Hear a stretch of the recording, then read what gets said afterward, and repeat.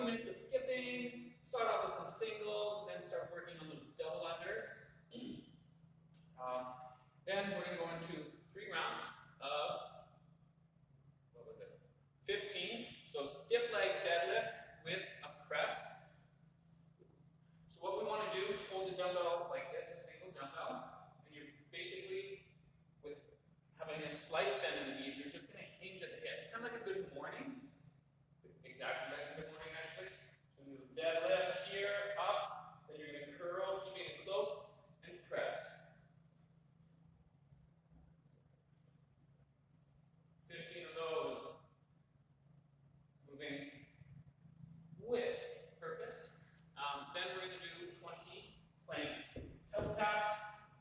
So for this one, I really want to challenge the range of motion. Starting with a nice solid plank, pushing that head through, touching the toes and back. 10 times on each toe, and you should be ready to go. So today's workout is 5 rounds, 4 times. We have 2 options for the dumbbell power cleans. You can do 1 dumbbell or 2. So I'll show 2 dumbbells first. So with that, both heads of the dumbbell, one head of the dumbbell has to touch. We're going to hinge at the hips, do a nice flat back. We're going to utilize that hip drive and those hamstrings and the shrug.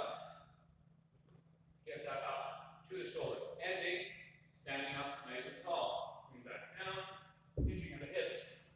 Okay? Like always, what I want to avoid is bending my spine and curling, right? You want to set up a nice position, move efficiently. So 20 of those. If we're only using 1 dumbbell, it goes between the legs, setting up just like a dumbbell snatch. Both heads do have to touch, and we'll alternate. So we'll go side to side, still 20 reps. Still want to utilize the same muscle groups, so using those hamstrings, that hip, and that shrug. Switching on the way down so we can start in a loaded position. Okay, 20 of those. So whichever version you're doing, really focus on that hip extension and that big shrug. Okay. From there, V6. So the goal is to fold in half, touch the toes, make it look nice. You'll be coming up onto your sit bones. We don't want to end up rocking and rolling and flopping back and forth.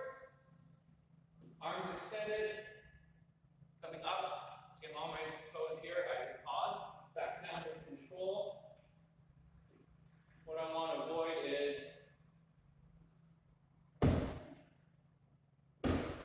stuff like that.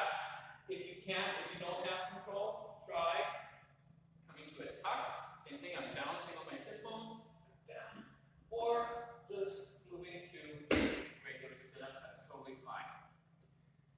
Ending the round with 35 double unders. Now, this is for time, so I do want you not to get stuck on the double unders. 35 double unders really should take you 30 seconds or less unbroken. So give yourself max a minute to get those 35 double unders, and then move on. Now, since this is for time, I would pick a different number. If 35 is going to take you too long, maybe you do 15. Maybe that's something that you get done in a minute or less. And then just stick to that and finish for time. Don't change with each round or use a time limit, but it should, maybe in your first 2 minutes, figure out kind of what you want in the warm-up, figure out what you want to use in the workout, and something that you can fairly consistently hit within a minute or less, working on that.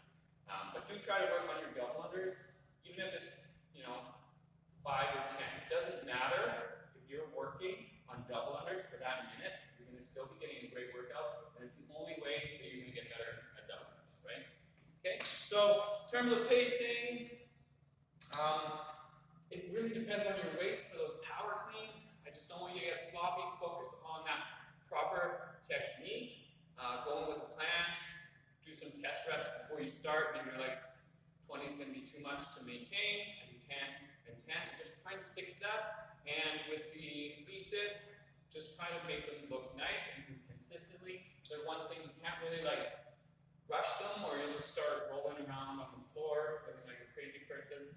So don't do that. And double unders, like I said, we already talked about that.